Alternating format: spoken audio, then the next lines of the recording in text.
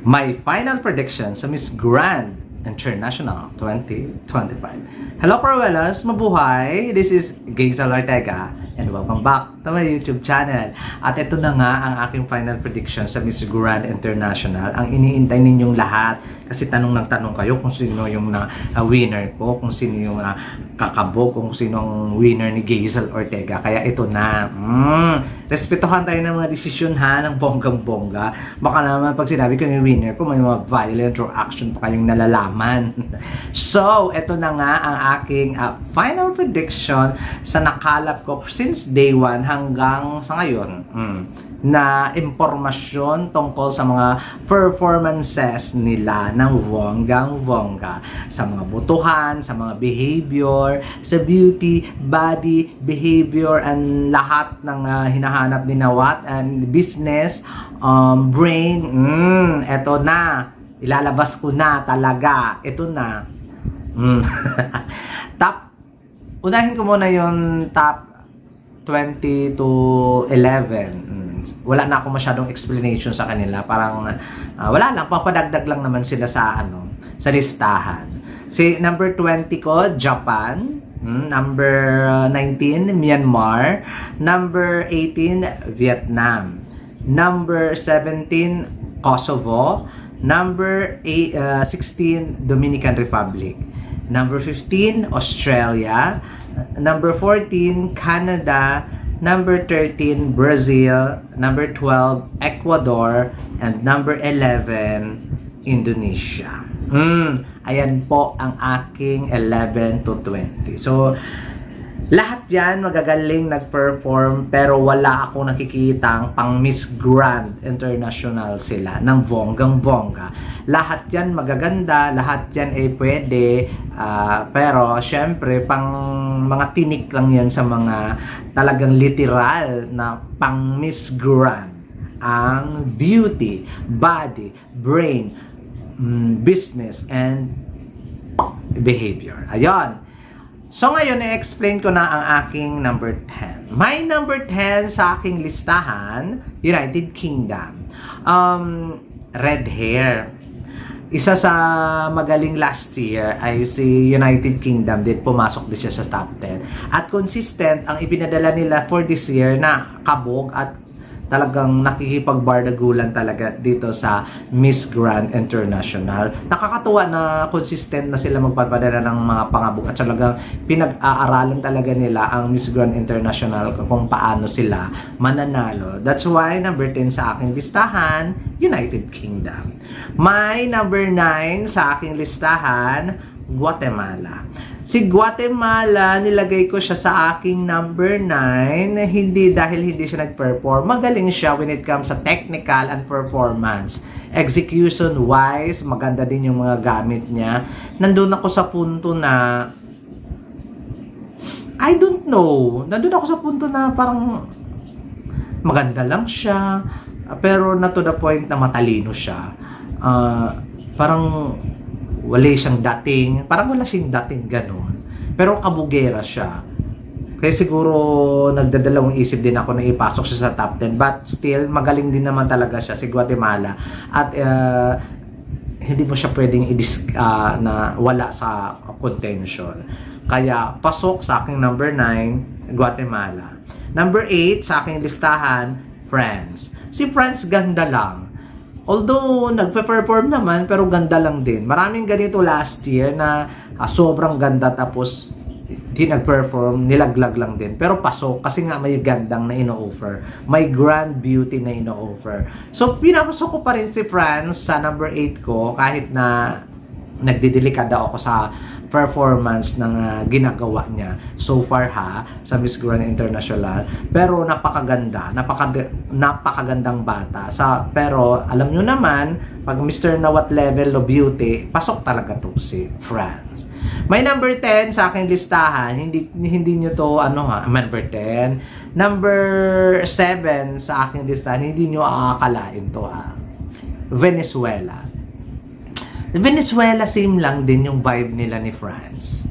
Parang wala silang ino-offer kundi ganda lang. Yung stunning beauty and charisma. Yun lang yung kaya nilang i-offer. Pero yung grand performance, Wala. 'Di ba? Si Spain last year, sobrang ganda. Tapos, pagdating sa performance kasi wale, kaya naiwan siya sa top 10. Ganon din yung nararamdaman ko ngayon kay Venezuela. Although, ang lakas ng dating niya ha. But, nilagay ko lang talaga siya sa aking number 7 kasi ganun. After the preliminaries kasi parang wala talaga siyang maibibigay or extra na maibibigay pa sa organization. Tapos, hindi lang siya malakas sa voting. Lahat, hindi. So, Venezuela, number 7. Number 6, sa aking listahan, Ghana. Diba? Si Ghana, I think hindi na siya papasukin ng 5. Kasi masisira ang Grand International dream ni Mr. Nawat kung papasukin niya si Ghana dahil kukuda to ng bonggang-bongga. That's why nilagay ko lang siya sa aking number 6.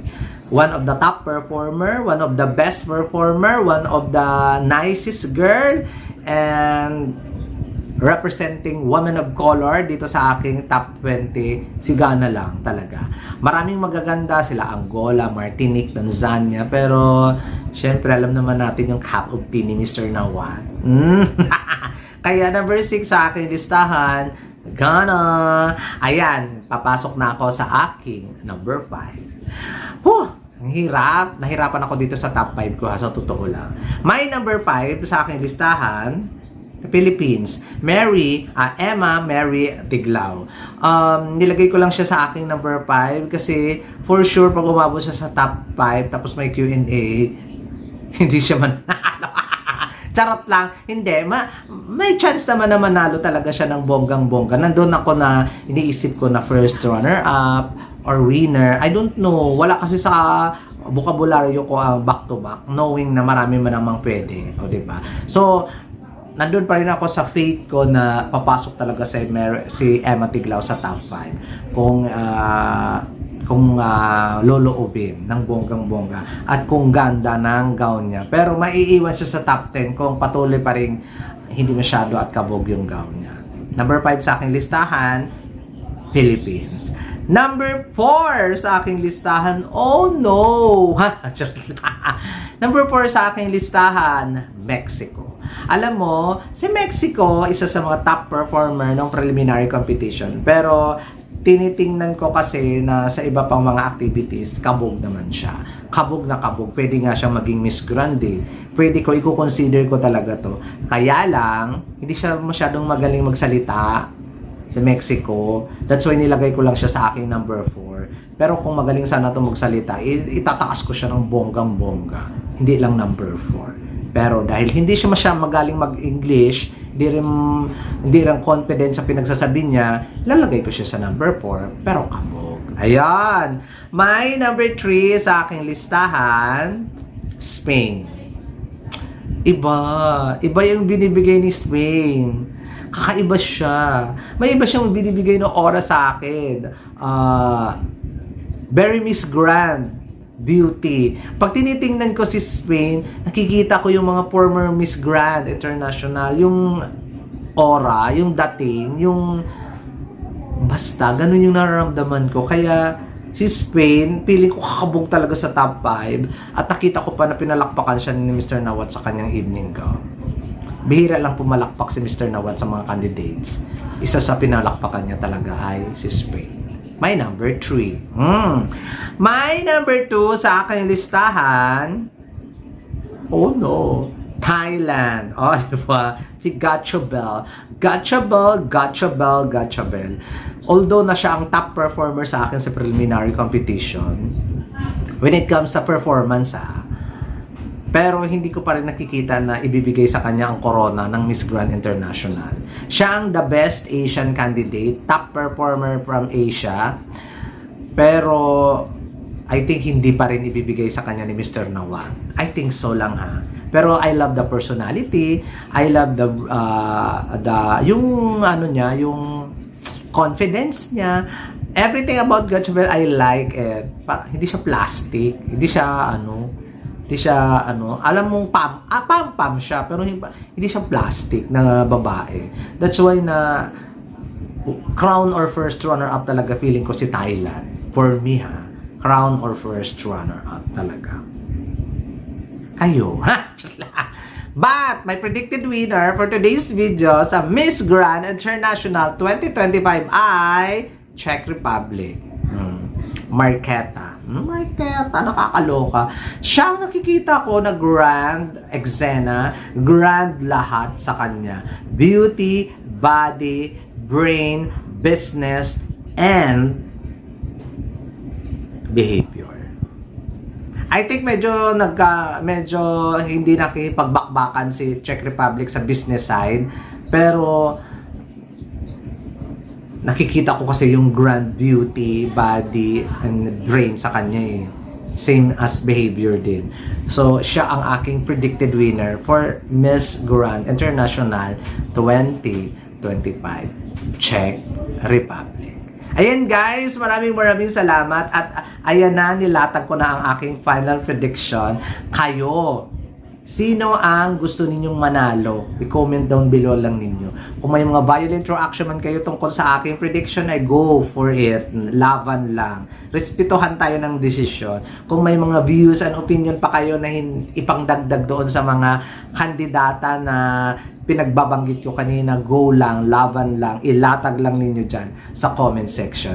Maraming salamat sa laging pagsubaybay sa akin. This has been Gazel Ortega. Paalam!